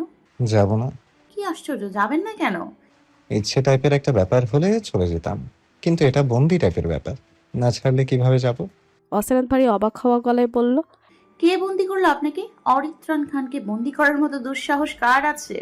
অরিটন ঠোঁট বাঁকিয়ে হাসে। তারপর বলে, ছাদে আসবে? অসিনাত বিস্মিত হয়ে বলল, কেন? তাও এত রাতে? আসতে বলেছি তাই। অসিনাত নির্লিপ্ত গলায় বলল, পারবো না। কেন? অসিনাত গলার স্বর নামিয়ে বলল, কেন মানে কি? আমি কিন্তু আপনার সাথে প্রেম করছি না, সেই হিসেবে প্রেমিক প্রেমিক টাইপের কথা বলবেন না। আচ্ছা বলবো না। আমার সাথে প্রেম করলে সমস্যা কোথায়? অসিনাত হেসে বলল। প্রেম মানেই ব্রেকআপ। আমি ব্রেকআপ করতে চাই না, তাই প্রেম করব না। অসিনাত নিজের কথায় নিজে খিলখিল করে হেসে ওঠে। অরিটন কান খাড়া করে সেই হাসির শব্দ শুনে কিছু সময় চুপ থেকে অসেনাত বলল, বাসায় চলে যান। আর কতক্ষণ দাঁড়িয়ে থাকবেন? বললাম তো আমি বন্দি। কে করেছে নাম বলেন। অরিটন মিনমিন করে বলল, সে এখন বলা যাবে না। না বললে মুক্ত হবেন কিভাবে? আমি তো মুক্তি চাই না, আমি জীবনের তরে বন্দী হতে চাই। অরিটনের ভাবলেশীন জবাব। আবার কিন্তু প্রেমিক হয়ে উঠছেন। প্রেম না করেও প্রেমিক হওয়া যায়। আমি প্রেম না করে প্রেমিক হব পরিজা। অসেনাত চুপ করে থাকে, কিছু বলে না। অরিটন কোমল গলায় বলল, ছাদে আসা কি যাবে না? অসেনাত কিছুক্ষণ ভাবে, তারপর বলে, যাবে, তবে শর্ত আছে। অরিটন হাসল, সুর তুলে বলল, তোমারে এক পলক দেখিবার লাগি কঠিন সব শর্তে আমি রাজি। অসেনাত আবার খিলখিল করে হেসে বলল, বাপরে, আপনি তো খুনি থেকে কবি হয়ে যাচ্ছেন। খুনি নিজেই খুন হয়েছে, কবি তো হতেই হতো। অসেনাত কৌতূহল নিয়ে বলল। আপনি কি কবিতাও শিখেছেন? অরিটন গম্ভীর হয়ে বলল, চেষ্টা অনেক করেছি এই কয়েকদিনে, কিন্তু হয়নি। কয়েকটা সাধু ভাষাই আয়ত্তে নিতে পেরেছি। অসেনাত হাসতে হাসতে চুকচুক শব্দ করে বলল। বেচারা আপনি। অরিটন বিরক্ত হলো, খানিকটা রেগে বলল, শর্ত বলো। আমাদের ছাদে আসতে পারবেন না। একবার দেখেই বাসায় চলে যাবেন, তারপর খাওয়া দাওয়া করে ঘুম। অরিটন ক্ষীণ গলায় বলল। মাত্র একবার? আচ্ছা, ঘুম আর হবে না। অরিটন বলার আগে ধীর পায়ে অসেনাত ছাদে উঠে দাঁড়িয়ে পড়ে, তারপর বলে। আপনি এত সময় দাঁড়িয়ে কেন ছিলেন বলেন তো? অরিটন অসেনাতের বাসার সামনে এসে দাঁড়িয়েছে, দেয়াল ঘেঁষে দাঁড়িয়ে সে বলল। একটা কথা বলা হয়নি তাই। অসেনাত নিচের দিকে তাকায়, রাস্তার ধারে দাঁড়িয়ে অরিটন, পকেটে এক হাত গুজে দাঁড়িয়ে আছে সে। অপূর্ব মন মাতানো জ্যোৎস্নার ঝকঝক করা আলো পড়ছে অরিটনের গায়ে, নীল সাদা আলোয় মিশে আছে সে। চোখগুলো চকচক করছে, সবুজ চোখে চোখ পড়তে লজ্জায় চোখ নামিয়ে নেয় অসেনাত। অরিটন মন্ত্রমুগ্ধ হয়ে তাকিয়ে থাকে সেদিকে। চাঁদের উজ্জ্বল আলোয় অরিটনের মনে হচ্ছে অসেনাতের শরীর থেকে রশি বের হচ্ছে। চারপাশ নিশ্চুপ হয়ে আছে, কেউ কথা বলছে না। নিঝুম এই রাতে যেন ভালোবাসায় বিনিময় হচ্ছে, বাতাস বইছে হালকা হালকা। অরিটন এখনো চুপ করেই দাঁড়িয়ে দেখছে অসেনাতের জলজল করা মুখের দিকে, নীল চোখ জোড়ার দিকে, গালে এসে পড়া ছোট ছোট চুলের দিকে। অসেনার ঠোঁট টিপে হেসে বলল। আপনি কি আজ রাত এখানে কাটিয়ে দেবেন? ঘোড়ার মতো দাঁড়িয়ে থেকে ঘুমাবেন নাকি? অরিটন চোখ ঘুরিয়ে নিয়ে হাসলো, বলল। তোমাকে সাদা টি শার্টে একদম বাচ্চা বাচ্চা লাগছে। বলে অরিটন ঠোঁট কামড়ে হাসলো। অসেনা চমকে নিজের দিকে তাকায়। স্কার্ট আর লম্বা টি শার্ট গায়ে, ঘুমিয়েছিল তাই জামা চেঞ্জের কথা সে ভুলেই গিয়েছিল। অরিটন বলায় এখন খেয়াল হলো, লজ্জায় সে লম্বা ওড়নাটা আরো টেনে দিল। অরিটন উচ্চ শব্দে হেসে দিল। অসেনা তাড়া দেখিয়ে বলল, কি বলবেন তাড়াতাড়ি বলেন আর যান। অরিটন ঠোঁট বাঁকা করলো, তারপর বলল। বারবার জান বলে আমাকে দিয়ে দেয়াল টপকাতে চাও? অসেনাত নাকচ করে বলল। আমি মোটেও যান বলিনি, যাইতে বলছি, মানে চলে যেতে। অরিটন কিছু বলল না, শুধু হাসলো। অসেনাত বিরক্ত গলায় বলল। কথায় কথায় ঠোঁট বাঁকিয়ে হাসেন কেন? এটা আমার স্টাইল তাই। অসেনাত রেলিং ঘেঁষে পা ঝুলিয়ে বসলো। অরিটন আতঙ্কিত হয়ে বলল। এভাবে বসলে কেন? নিচে পড়ে যাবে তো। তো কি করব, দাঁড়িয়ে থাকতে থাকতে পা ব্যথা করছে। অরিটন দ্রুত বলল। নামো, দ্রুত নামো। অসেনাত নামলো না, কানে ফোন রেখে পা নাচাতে শুরু করে। অরিটন রাগে চোখে তাকাতে অসেনাত নেমে পড়ে, তারপর হাসে। অরিটনের দিকে তাকিয়ে বলল। আপনিও ভয় পান? অরিটন কিছু বলল না, নিজেই বিড়বিড় করে বলে। সত্যি আমি ভয় পাই? অসেনাত গলা উঁচিয়ে বলল। কি হয়েছে, চুপ করে আছেন কেন? ভালোবাসি। অসেনাত চমকে উঠল, টিপটিপ চোখে অরিটনের দিকে তাকিয়ে থাকলো। অরিটনও দাঁড়ালো না, সামনে হাঁটতে হাঁটতে বলল। যাও বাসায়। অসেনাত বলল। আপনি কিছু একটা বলবেন বলছিলেন না, না বলে চলে যাচ্ছেন কেন? অরিটন দাঁড়ালো, মাথা ঘুরিয়ে অসেনাতের দিকে তাকিয়ে বলল। ভালোবাসি। অসেনাত গভীর চোখে তাকালো, কথাটা যেন কাদের পর্দা ভেদ করে একদম হৃৎপিণ্ডে চলে যাচ্ছে। অরিটন আবার আগের জায়গায় এসে দাঁড়ায়, চোখের পাতা দুপা ঝাপটে তাকিয়ে থাকে। অসেনাত মুখের উপর হাত দিয়ে বলল। এত কি দেখেন, তখন থেকেই তাকিয়ে আছেন? অরিটন শব্দ করে হেসে ওঠে, বলে। তোমাকেই দেখি। কেন? আমাকে নতুন করে দেখার কি আছে? অরিটন জবাবে হাসলো। অসেনাত মুখের উপরে রাখা হাতটা একটু সরিয়ে বলল। এভাবে হাসবেন না। অরিটন বলল। এতেও সমস্যা? অসেনাতের কার জবাব। আচ্ছা তাহলে যাই। অসেনাত মন খারাপের সুরে বলল। চলে যাবেন? আচ্ছা যান। অরিটান ফোন কেটে দিল। অসেনা তার একবার শুনতে চেয়েছিল সে ভয়ঙ্কর কথাটা, কিন্তু শোনা হলো না। কেন যেন মন খারাপ হলো। সে ঘুরে চলে আসে ছাদের মাঝে। ঠিক তখনই অরিটান দুটি দেয়াল টপকে উপরে আসে। অসেনার পেছনে ঘুরতেই অবাক হয়ে তাকালো। অরিটান বলল, শর্ত ভেঙে দিলাম, এতে আমার দোষ নেই, তুমিই দায়ী। অসেনাত এখনো অবাক হয়ে তাকিয়ে আছে। এত দ্রুত কিভাবে উঠল সে ভাবছে। অরিটানের হাতের কোনোই ছিলে গেছে, বিন্দু বিন্দু রক্ত দেখা যাচ্ছে। অসেনাত আতঙ্কিত হয়ে অরিটানের পাশে রেলিং ঘেঁষে দাঁড়ায়, বলে, আপনি কি পাগল? হাত ছিঁড়ে ফেলেছেন তো, পাগল একটা। অরিটান ঘুরে দাঁড়ায়, নিজের দুহাত অসেনাতের দুপাশে রেলিংয়ের উপর রাখে। অসেনাতের দিকে একটু ঝুঁকতে অসেনাত ভুরু কুচকে গোল গোল চোখে তাকায়। ডান হাতে ওড়না টানে। অরিটান হাসে। আরও ঝুঁকতেই অসেনাত পেছনে হেলে যায়। অরিটান অসেনাতের মুখে ফু দিয়ে ছোট চুলগুলো সরিয়ে দেয়। অসেনাত চোখ বন্ধ করে। অরিটান মাতাল কণ্ঠে কানের কাছে ফিসফিস করে বলল, ভালোবাসি। অসেনাত চোখ খুলে ছোট করে বলল। এটা বলার জন্যই এই দাঁড়িয়ে থাকা, লাফিয়ে ছাদে ওঠা? অরিটান জবাব দিল না। চোখে একটা মুগ্ধতা মিশিয়ে সে তাকিয়ে আছে। অসেনাত ঠোঁট উল্টে বলল। আপনার মনে হয় না আপনি মারাত্মক প্রেমিক হয়ে উঠছেন? অরিটান হাসল। হাসতে হাসতে বলল। তাই নাকি? অসেনাত অরিটানের চোখের দিকে তাকিয়ে আবেগ মাখানো কণ্ঠে বলল, আপনার চাহনিটা কেমন যেন পাল্টে গেছে, চোখে যেন খুব নেশা। মিনিট খানিক তাকালে আমি মাতালের খাতায় নাম লেখাবো মনে হয়। অরিটান কোনো জবাব দিল না। রেলিং বেয়ে নামতে শুরু করলো। কিছুটা নেমে আসতেই অসেনাত ঘুরে বলল, আপনি তো আমার উত্তর না জেনেই চলে যাচ্ছেন। আপনি কি জানতে চান না? অরিটান মাথা উঁচিয়ে বলল, কিছু কথা মুখে বলতে হয় না, কলমের কালিতে লিখতে হয় না। সেই কথার গভীরতা এতটাই যে গভীর জিনিস বাদে বোঝা যায় না। মনের কথা বুঝতে গভীর মন লাগে, যা আমার তৈরি হয়ে গেছে মনে হয়। আমি তোমার ওই নীল চোখ পড়তে শিখেছি। কি আশ্চর্য কথা, তাই না? অরিটান নেমে পড়েছে। নিচে নেমে আবার একবার তাকালো, তারপর হাঁটা দিল সামনে। অসেনাত তাকিয়ে আছে। যতদূর দেখা যায় অবাক। অসেনাত মনে মনে ভাবে, লোকটা তাকে একটু বেশি ভালোবাসছে না? এত ভালোবাসা কি উচিত?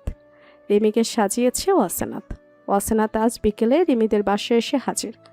আজ রিমি বেগুনি শাড়ি পরেছে, চুল খোপা করেছে, গলায় ছোট গহনা পরেছে, একটু মেকআপ করেছে। অসেনাত কাজল লাগিয়ে দিয়ে বলল, জোস লাগে রে দোস্ত। রিমন আজ জ্ঞান হারাবে, সাথে মরেই যাবে। আমরাও বাঁচাতে চাই না তাকে। বলেই খিলখিল করে হেসে ওঠে। অরূপ মাত্র রুমের পাশ দিয়ে যাচ্ছিল। হাসির এমন মিষ্টি শব্দে সে রুমের দিকে আসে। অসেনাতের চোখ বুঝে হাসিতে আটকে পড়ে চোখ, কিন্তু আজ সে অসেনাতের সাথে কথা বলবে না। মেয়েটার তার প্রতি একটুও মনোযোগ নেই। আপন খেয়ালে সে মেতে আছে। একটু তার দিকে নজর দিলে কি হয় ভেবেই মনটা খারাপ হয় অরূপের। নোরা তাকিয়ে আছে অরূপের বিমুগ্ধ চোখের দিকে। অসেনাতের দিকে তাকিয়ে আছে দেখে চোখ নামিয়ে ফেলে সে। চোখের কোটরে জমে বিন্দু বিন্দু পানি। ডান হাতের উল্টো পিঠ দিয়ে সে পানি মুছে নেয় সে। অসেনাত হাসির মাঝেই দৃশ্যটা দেখে ফেলে। উদ্বিগ্ন গলায় সে বলে, নোরা, তুই কাঁদছিস কেন? নোরা চোখ তুলে তাকায় না। তার বড্ড ইচ্ছে করছে অসেনাতকে বলতে, তোর জন্যই কাঁদছে, কিন্তু বলা হয় না। অসেনাতের কথায় অরূপ আর রিমি তাকায় তার দিকে। অসেনাত নোরার পিঠে হাত রাখে। নোরা ভালো লাগছে না। অসেনাতের সাথে তাল মিলিয়ে রিমি অরূপও একটু প্রশ্ন করে। অসেনাত বুঝতে পারছে না, আজ আসার পর থেকে অরূপ আর নোরা তার সাথে তেমন কথা বলছে না, কিন্তু কেন এটাই সে বুঝতে পারছে না। নোরা এবার বলল, চোখে কিছু একটা পড়েছে। বলাই সে চোখ কসলাতে লাগলো। অসেনাত একটু একটু বুঝতে পেরেছে। অরূপ তেমন পাত্তা দেয় না দেখে নোরার মন খারাপ, তাই সে বলল, অরূপ ভাইয়া, একটু দেখেন না কি পড়েছে চোখে। অরূপ চোখ রাঙিয়ে তাকায়, বলে, তুমি নিজেই দেখে নাও। আর মেয়ে মানুষের এত কাছে ঘেঁষা উচিত হবে না। বলেই সে চলে যেতে চাইল। মনে মনে অসেনাতকে অনেক বকল। মেয়েটা এমন কেন, যেচে বিপদে ফেলার ধান্দা। অসেনাত দ্রুত অরূপের হাত টেনে ধরে। অরূপের শরীর যেন হিমশীতল হয়ে গেল। রাগ অভিমান উড়ে গেল। অসেনাত হাত ধরে বলল, রিমিকে সাজানো অনেক বাকি আছে, আপনি একটু হেল্প করেন প্লিজ। অরূপ কিছু বলল না, শুধু তাকিয়ে থাকলো চোখের দিকে। অসেনাত হাত ছেড়ে দিল, আবার বলল, আরে ভাইয়া, তাকিয়ে থাকবেন নাকি কিছু করবেন? অরূপ চমকে ওঠে, নিজেকে সামলে বলে, আচ্ছা দেখছি। অরূপ অসেনাতের দিকে তাকাতে তাকাতে নোরার চোখের দিকে তাকায়। তার একদম নোরার চোখে তাকাতে ইচ্ছে করে না। মেয়েটা চোখে কেমন আকুলতা আছে, ভালোবাসা পাওয়ার হাহাকার আছে, কিন্তু সে নিরাপয়। একসাথে কি দুজনকে ভালোবাসা যায়? হৃৎপিণ্ড তো একটাই, যা বহু বছর আগেই আরেকজনের কাছে সমর্পণ করেছে। অসেনাত রিমির কানে কানে কিছু বলল, তারপর দুজনেই মিটিমিটিয়ে হেসে কয়েকটা ছবি তুলে নিল। অসেনাতের নতুন ফোনে ওদেরই প্রথম ছবি। নোরা লাল লাল চোখে তাকিয়ে আছে, আরও হাত দিয়ে গাল ধরল না, বলল। চোখ খোলা রাখ, আমি ফু দিচ্ছি। নোরা চোখ খুলল। অরূপ ফু দিতেই আবেশে চোখ বুজে নিল সে। অসেনাত আর রিমির হাসির শব্দে সেই চোখ খুলে দেখে অরূপ নেই। এটা স্বপ্ন ভাবতেই পাশ থেকে অসেনাত বলল, তুই পাক্কা 10 মিনিট চোখ বুঝেছিলি। বেচারা ভাইয়া বিরক্ত হয়ে গেছে। আবার হাসি শুরু। অরিটনের সামনে মুখ গোমড়া করে বসে আছে রিমনে, তার পাশেই কাচুমাচু হয়ে বসে আছে অরহাম। অরিটন জহুরি চোখে তাকিয়ে আছে দুজনের দিকে। এরই মাঝে টুসি এসে পানির গ্লাস নিয়ে হাজির। অরিটন চোখ গরম করে তাকিয়ে বলল, তোমাকে না বলেছি কাজে আসবে না, তবে কেন এলে? আমার কথার অবাধ্য হওয়ার শাস্তি কি জানো? টুসি হিহিক করে হেসে বলল, আমি তো কামে আহি নাই, অতিথি হয়ে আইছি। রিমন ভাইজানের বিয়া লাগবো তো, হ্যাডার লাইগা। অরিটন চোখ ঘুরিয়ে রিমনের দিকে তাকালো। রিমনের মাথা নিচের দিকে। তুই বিয়ে করছিস কবে? রিমন কাচুমাচু করে বলল। আসলে রিমির বিয়ে হয়ে যাচ্ছে। অরিটন ভুরু কুচকালো। ডান হাতের একটা আঙ্গুল দিয়ে কপালের চুলগুলো সরিয়ে বলল, ও ভালো তো। তা তুই কাকে বিয়ে করবি এখন? কাকে করব মানে? ওরেই করব। তুলে নিয়ে আসবি? অরিটনের তীক্ষ্ণ প্রশ্ন। রিমন দাঁত বের করে হেসে বলল, আরে না, ওর ওই বিয়ে হবে না। আজ সন্ধ্যায় যেতে বলেছে আমাদেরকে। অরিটন কিছুক্ষণ তাকিয়ে থেকে বলল। ওহো, এই ব্যাপার। তাহলে যা, দাদাজানকেও নিয়ে যা। অরিটন উঠে দাঁড়ায়। রিমন কিছু বলতে চায়, কিন্তু বলতে পারছে না। অরিটন যদি রেগে যায় ভেবে। অরিটন কিছুটা উপরে উঠে কিছু একটা ভেবে রিমনের দিকে ঘুরে তাকায়, বলে, আমাকেও যেতে হবে? রিমনের মুখে হাসি ফুটে উঠেছে। অরিটনের কাছে এসে বলল। তুই গেলে ভালো হয়। অরিটন রিমনের দিকে তাকিয়ে থাকে কিছুক্ষণ। রিমন ভয়ে চোখ নামিয়ে নেয়। অরিটন সিঁড়ি বেয়ে উঠতে উঠতে বলল, টাইম জানিয়ে যা। রিমন মাথা তুলে একবার তাকায়, তারপর অরহাম খানকে জড়িয়ে ধরে। অরহাম খান হাসল। মাঝে মাঝে রিমন এমন বাচ্চাদের মতো কাজ করে দেখলেই হাসি পায়। ড্রয়িং রুম জুড়ে বিশাল আয়োজন। খাবারের থেকে শুরু করে সাজসজ্জার কোনো কমতে নেই। ড্রয়িং রুমের মাঝে সাদা লেদারের সোফা, সেখানেই সবাই বসে আছে। অরিটন বসেছে একদম কোনায়। তাকে দেখেই বোঝা যাচ্ছে চরম বিরক্ত সে। রিমন বেশ লজ্জা পাচ্ছে। লুজুক হেসে সে জুসের গ্লাস হাতে বসে আছে। আরমানের মুখ গম্ভীর। সে আসলে কোন দিকে তাকিয়ে আছে বোঝা দেয়। সবার সামনে সোফায় বসে আছে রিমির বাবা মা। তারা খুবই আতঙ্কে আছে। চোখে মুখে তাদের ভয়। কিছুক্ষণ পরপর বলছে, এটা নিন ওটা নিন। অরিটন এসবে বিরক্ত। সে পরিবার ঘটিত ব্যাপারগুলো তেমন পছন্দ করে না। কিছুক্ষণের মধ্যে সিঁড়ি দিয়ে নেমে আসে রিমি। তার পাশে ওয়াসেনা তার নোরা। নোরার মনটা খুব ভালো এখন। রিমিকে সোফায় বসিয়ে দেওয়া হয়। অরিটন ফোন নিয়ে ব্যস্ত। অরিটনকে দেখে ওয়াসেনাথ শকড। আজ অরিটন সাদা শার্ট, কালো ব্লেজার গায়ে পড়েছে। লম্বা চুলগুলো পেছনে সেট করে রেখেছে, চোখ নিচের দিকে। হাতে ব্ল্যাক ঘড়ি। চোখে মুখে দাম্ভিক একটা ভাব আছে। ওয়াসেনাথ মুগ্ধ চোখে তাকিয়ে আছে। মনে মনে বিড়বিড় করছে, ছেলেটা এত সুন্দর কেন? নোরা চিমটি কাটে হাতে। ওয়াসেনাথ মৃদু চিৎকার করে বলল। নোরার দিকে তাকিয়ে বলল, কি হয়েছে? নোরা চোখ টিপে বলল, পছন্দ হয়েছে বুঝি? ওয়াসেনাথের চিৎকারে অরিটন মাথা তুলে তাকায়। ওয়াসেনাথ এখানে আসবে সে জানতো, কিন্তু তার মোটেও এটা পছন্দ হয়নি। এখানে অরূপ আছে। অরূপকে তার একদম পছন্দ না। রিমনের জন্যই এখানে আসা।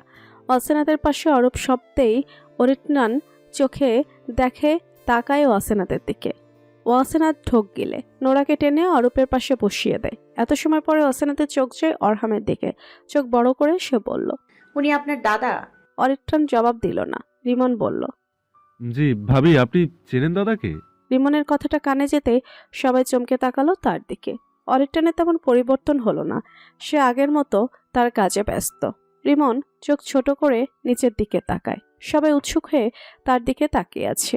রিমির তেজি চোখ, দাঁত কটমট করে তাকিয়ে আছে সে। অরূপ কৌতূহলী গলায় বলল, না, তোমার ভাবি কিভাবে হয়? রিমন কি বলবে ভেবে পায় না। অরূপের মা ফোড়ন কেটে বলল, আসলেই তো ওয়াসেনার তো বিয়ে হয়নি, আর তুমি তো বলেছো তুমি অনাথ, তাহলে ভাবি কেন ডাকলে? রিমি কথা ঘোরাতে চায়, বলে, আম্মু ভুলে বলে ফেলেছে মনে হয়। রিমির মা মেয়ের দিকে চোখ রাঙিয়ে তাকালো। মেয়েটার লজ্জা কি কম নাকি? ছেলেপক্ষের সামনে কেউ এভাবে জবাব দেয়? আবার মনে মনে ভাবে, মেয়ের দোষ কি? একটা সময় ছিল যখন মেয়েরা লজ্জায় কথা বলতে পারতো না, আর এখন তো মারামারিও করে। তার মেয়ে যে কেমন এটা তার জানা আছে। রিমি চুপ করে মাথা নিচু করে। তার মা বলল, বাবা রিমন, তুমি কি সত্যি ভুলে বলেছ? আসলে ভুলে বললে মানুষ আপু বা আন্টি বলে, কিন্তু তুমি ভাবি ডাকলে কেন? রিমন পড়েছে মহাবিপদে। কয়েক সেকেন্ড আপন মনে চিন্তা করে সে বলল, ওয়াসেনাদ আমার বোনের মতো, তাই তো? আর বোনের মতো মানে ওর হাজবেন্ড আমার দুলাভাই হবে, ঠিক? অরূপ একটু রাগী গলায় বলল, ওর তো বিয়েই হয়নি। আরে একদিন তো হবে। ওর জামাই আমার দুলাভাই, দুলাভাইকে আবার আমরা ভাইও ডাকি। সেই হিসেবে ভাইয়ের বউ হলো ওয়াসেনাদ, আর ভাইয়ের বউ মানে ভাবি। রিমন হিক করে হেসে উঠল, কিন্তু বাকি সবাইকে চুপ থাকতে দেখে সে নিজেও চুপ করে গেল। সবাই হা করে তাকিয়ে আছে। অরহাম ওসানাতকে নিজের পাশে জায়গা করে দিয়ে বলল। ওসানাত তাকিয়ে দেখল দাদের পাশে অরিটান। ওসানাত বসলেই অরিটানের পাশে বসা হবে। কথাটা ভাবতে তার হৃৎপিণ্ড কেঁপে ওঠে। অরিটান মুখ তুলে ওসানাতের ভীত মুখের দিকে একবার তাকায়, তারপর চোখ নামিয়ে নেয়। আরহাম তাড়া দিয়ে বলল, দাঁড়িয়ে আছো কেন? বসো। অচেনার ছোট ছোট পা ফেলে বসলো। আরো ভুরু কুচকে তাকায়। অরিটানের বুকে একটা শান্তির বাতাস বয়ে গেল। এত সময় পরে অদ্ভুতভাবে তার ঠোঁট জোড়া একটু মেলে গেল। সে হাসছে। অচেনাত মাথা নিচু করে আছে। অরূপের ভালো লাগছে না। সে উঠে দাঁড়ায়, চেয়ার নিয়ে আসবে আর অচেনাতকে সেখানে বসতে বলবে বলে ঠিক করেছে। অরিটান গম্ভীর গলায় বলল, বিয়েটা কবে হবে? রিমির পরিবারের সবাই অবাক। এখনো তো কিছু বলা হলো না, কথাই হলো না, ছেলের সম্পর্কেও জানা হলো না। এর মাঝে এমন প্রস্তাবে তারা একটু ভড়কে গেল। একজন অপরজনের মুখ চাওয়াচাই করতে শুরু করে। আরহাম বলল,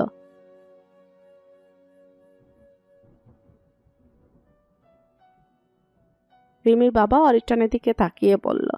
আপনি নিজেই ঠিক করুন। অরিটান তীক্ষ্ণ চোখে তাকায়। তিনি দ্রুত বলে, আসলে আপনি তো আসল, তাই আপনি যা বলবেন তাই হবে। অরিটান পায়ের উপর পা তুলে বলল, মেয়ের বাবাকে? আপনি না আমি? আমি। তাহলে আমি সব হলাম কিভাবে? যাই হোক, আসল কথাটা আমি বলি। বিয়ে কবে হবে এটা আমি জানি না, তবে ছেলে সম্পর্কে আপনাদের ধারণা কেমন আমি জানতে চাই। রিমির বাবা ভয়ে ভয়ে বলল, ছেলে দেখতে ভালো। ছেলে দেখতে ভালো হলেই হয় না। রিমনের মালিকানায় 3টা ফ্যাক্টরি আছে, একটা বাড়ি আছে, গাড়ি কয়টা আছে সেটা জানা নেই। সে চাইলেই নিজের অফিসে বসতে পারে, তাই তাকে আপনাদের কম মনে হওয়ার কিছু নেই। কথাটা বলে একটু পেছনে ঝুঁকে ওয়াসানাতের কারের কাছে ফিসফিস করে বলল, ওই ছেলেটার আশেপাশে যাতে না দেখি, পরিজা। অরিটান উঠে দাঁড়ালো। সাথে দাঁড়িয়ে পড়েছে সবাই। অরিটান কিছু না বলে হনহন করে চলে গেল। রিমন বলল, ও যা বলেছে সব সত্য নয়, ওই ওই সবই ওর দুধ দেওয়া। রিমির বাবা কিছু বলল না। সবাই আবার আলোচনায় বসেছে বিয়ের তারিখ নিয়ে। নোরা ওয়াসেনাতের দিকে তাকিয়ে বলল, ভাই দেখলি কি তেজ, পুরাই আগুন। ওয়াসেনাত একটা চিমটি কেটে বলল। Shut up. নোরা হাসলো। হাসতে হাসতে বলল, পোলা তো পোলা না, আগুনেরই গোলা। ওয়াসেনাত চোখ পাকিয়ে তাকায়। বিয়ের তারিখ দেওয়া হয় 7 দিন পরে। সূর্যের ঘনারশি ধীরে ধীরে মেঘের আড়ালে রেখে যাচ্ছে। ওয়াসেনাত এত সময় চোখের উপরে হাত দিয়ে রেখেছে। সূর্যের কড়া কিরণ তার মুখে এসে পড়ছিল। এখন সেই সূর্য মেঘের আড়ালে ডুব দিয়েছে। হঠাৎ করেই বাতাস হচ্ছে তীব্র। অরিটান দাঁড়িয়ে আছে কদম গাছের নিচে। গাছ ভর্তি কদম, বর্ষা মানেই হলুদ কদম। ওয়াসেনাত বেশ অভিজ্ঞ একটা ভাব নিয়ে হোয়াইট বোর্ডে অক্ষর লিখছে। আজ শুক্রবার। শুক্রবার বা অবসর সময় ওয়াসেনাত তার কুঞ্জ বাড়িতে আসে। এটা এক প্রকার এতিমখানা, সাথে বৃদ্ধাশ্রম। অনেক বাচ্চা আর কিছু বৃদ্ধা লোক থাকে এই বাড়িতে। অবসর সময় ওয়াসেনাত এই বাচ্চাদের পড়ায়। হাসতার কোথাও যাওয়ার নেই, তাই এখানে আসা। অরিটান বুকে দুহাত ভাঁজ করে গাছের গায়ে হেলান দেয়। ওয়াসেনাত এখনো তাকে দেখেনি। বাতাস হচ্ছে তীব্র। হঠাৎ যেন আকাশে মেঘ করেছে। অরিটানের দৃষ্টি স্থির। সে তাকিয়ে আছে সামনের উড়ন্ত হিজাবের অংশের দিকে। সে দেখছে দৃষ্টি তার তীক্ষ্ণ, চোখ গভীর। ওয়াসেনাত হাত চিনিয়ে বুঝাতে ব্যস্ত। বারবার পরখ ফেলছে সে। ওয়াসেনাতের পাতলা ঠোঁট জোড়া অরিটানের কাছে ভারী অদ্ভুত লাগে। ওয়াসেনাত যখন হাসে, ঠোঁট দুটি মেলে ঠোঁটের কোনায় গর্ত হয়। সূর্যের তীর্যক আলোয় ওয়াসেনাতের গাল দুটি লাল হয়ে আছে। হঠাৎ বৃষ্টি শুরু হয়। সব বাচ্চারা দৌড়ে পালায়। ওয়াসেনাত হাসে, দুহাতে বৃষ্টি জমা করে। সে বৃষ্টি আবার নিজের মুখে ছুঁড়ে মারে। বাতাসের গতি বাড়ে। অরিটানের মাথার উপরের কদম গাছ থেকে ঝরে পড়ে কয়েকটা কদম। অরিটান হাত বাড়িয়ে সে কদম হাতে নেয়। ওয়াসেনাত ভিজে। ভিজার তালে তালে হঠাৎ অরিটানকে দেখে সে চমকে ওঠে। কয়েক কদম এগিয়ে আসতেই কাঁধে পা ঢুকে পড়ে যেতে নেয়। অরিটান দ্রুত ছুটে এসে দুহাতে ওয়াসেনাতের কোমর জড়িয়ে তাকে উপট করে তুলে চোখ গরম করে বলে, দেখে চলাফেরা করতে পারো না? ডাফার একটা। অসেনাত ভারী অবাক হয়ে বলল, আপনি এখানে কেন? কেন আসতে পারি না? সেটা না, কিন্তু আপনি আসবেন বলেননি তো। অরিত্রাণ খান কাউকে বলে কিছু করে না। অসেনাত চোখ রাখে অরিটনের চোখে। বৃষ্টির পানি অরিটনের মুখ ছুঁয়ে ছুঁয়ে পড়ছে। লাল ঠোঁট ফ্যাকাশে হয়ে আছে, সবুজ চোখের ঘন পাপড়িতে পানি জমেছে। অরিটন চোখের পলক ফেলছেন। অসেনাতের পাটা আর একটু বেঁকে যায়। অরিটনের একটা হাত অসেনাতের পিঠে, বাকি হাত অসেনাতের বাঁকা কোমরে ভাঁজে। সেই হাতের মুঠোয় কদম। অসেনাত নিচে পড়ে যেতে নেয়। অরিটন কোমর চেপে পিঠের উপরে হাত দিয়ে আরো টেনে নিজের দিকে নিয়ে আসে। অরিটনের মুখের পানি অসেনাতের চোখ, নাক, গাল, ঠোঁটের উপরে পড়ছে। অসেনাতের বুকে ধুকভুকানির শব্দ তীব্র হচ্ছে।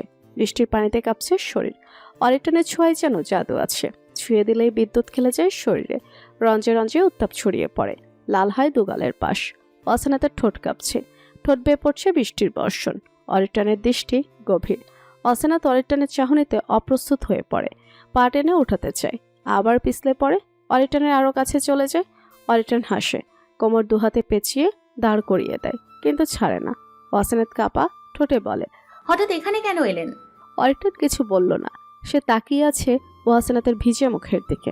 স্বচ্ছ কাচের মতো মনে হচ্ছে তার। অসেনাত বলল, আজ নিয়ে দুদিন কোথায় ছিলেন? অরিটন শীতল কণ্ঠে বলল। আমার কথা মনে পড়ছে বুঝি? অসেনাত অবাক হয়, ভাবে মানুষটা কি মনের কথা পড়ে নিতে পারে, নাকি সত্যি চোখ পড়তে পারে? এটাও কি সম্ভব? অরিটন কোমরের হাতটা আরো শক্ত করে বলল। আমার কিন্তু খুব মনে পড়েছে, দুদিন ঘুমাতে পারিনি। অরিটনের শীতল কণ্ঠ। অসেনাতের চোখ ছোট হয়ে আসে। অরিটনের চোখে চোখ রাখে অসেনাত। অরিটনের চোখ কথা বলে। অসেনাত বড্ড অবাক হলে, সত্যি তো অরিটন যা মুখে বলছে তাই তার চোখের গভীরে ভাসছে। চোখের মাঝে আকুলতা, না দেখার নাকি ঘুমের জন্য এমন লাগছে। অসেনাত বুঝল না। অনেক সময় নিয়ে অসেনাত অরিটনের চোখের দিকে তাকিয়ে আছে। অরিটনের দৃষ্টি স্থির নেই, চোখ ঘুরছে। অসেনাতের চোখে, গালে, ঠোঁট জোড়ায় অরিটনের মস্তিষ্ক ভার হচ্ছে। কিছু সময় আগেও যে অস্থিরতা ছিল তা এখন নেই। এই কয়েক মুহূর্তে তার মনে হচ্ছে এই মেয়েটা শুধু তার নেশা না, মাদকতা না, জীবনের প্রাণ ভোমরায় রূপ নিচ্ছে। আর একটু ফিল্মি ডায়লগ দিতে ইচ্ছে করছে। পরিচা, আমি তোমাকে ছাড়া বাঁচব না। এক মুহূর্তে তোমাকে ছাড়া থাকতে আমার দম বন্ধ হয়ে আসে। নিঃশ্বাস নিতে কষ্ট হয়। সব অন্ধকার লাগে, সব এলোমেলো লাগে। তোমার বিরহে আমি যেমন কাতর হই, তোমার কাছে থাকলে অনেক নিষিদ্ধ ইচ্ছে এসে ভিড় জমায় মাথায়। ইচ্ছে হয় সব নিয়ম ভেঙে একটু নিষিদ্ধ ইচ্ছেগুলোতে ঝুঁকে পড়ি। অরিটন দীর্ঘ নিঃশ্বাস নেয়। সেই শ্বাসের উত্তাপ এসে পড়ে অসেনাতের চোখে মুখে। কেঁপে ওঠে সে। চোখের পাতা নিভু নিভু করে তাকায় অরিটনের দিকে। অসেনাত একটা হাত তুলে অরিটনের চোখ ছুঁয়ে দেয়। অরিটন চোখ বুজে। অসেনাত বিড়বিড় করে বলে, আপনার চোখ জোড়া মারাত্মক। অরিটন হো করে হেসে ওঠে। গভীর একটা দৃষ্টি নিক্ষেপ করে বলল, আমার সবই মারাত্মক, কারণ আমি মানুষটাই মারাত্মক। সবারই একই কথা। অসেনাত চোখ মুখ কুচকে বলল, সবার মারাত্মক আর আমার মারাত্মক বলার মাঝে পার্থক্য আছে। অরিটনের অসেনাতের কোমর টেনে গাছের সাথে ঠেসে দাঁড়ায়। এক ভুরু তুলে বলল। সেটা কিভাবে? অসেনাত কিছু বলে না, লজ্জায় মাথা নামিয়ে নেয়। বিড়বিড় করে বলে, আপনি মানুষটা আসলেই মারাত্মক। অরিটন হাসে। অসেনাত মাথা তুলে তাকায়। অরিটনের চুল লেপ্টে আছে কপালে। গালের খোঁচা খোঁচা দাড়ি, ঠোঁটে বিন্দু বিন্দু পানি, মোটা মোটা ভ্রু, চুলগুলো হালকা সোনালি। কাছ থেকে দেখলেই বোঝা যায়। অরিটন অসেনাতকে হালকা ঝাঁকিয়ে ফেলে দিতে চায়। আচমকা এমন হওয়ায় অসেনাত ভয় পেয়ে যায়। অরিটনের গলা দুহাতে জাপটে জড়িয়ে নেয়। অরিটন শব্দ করে হাসে। নিজেও দুহাতে অসেনাতকে জড়িয়ে উপরে তুলে নেয়।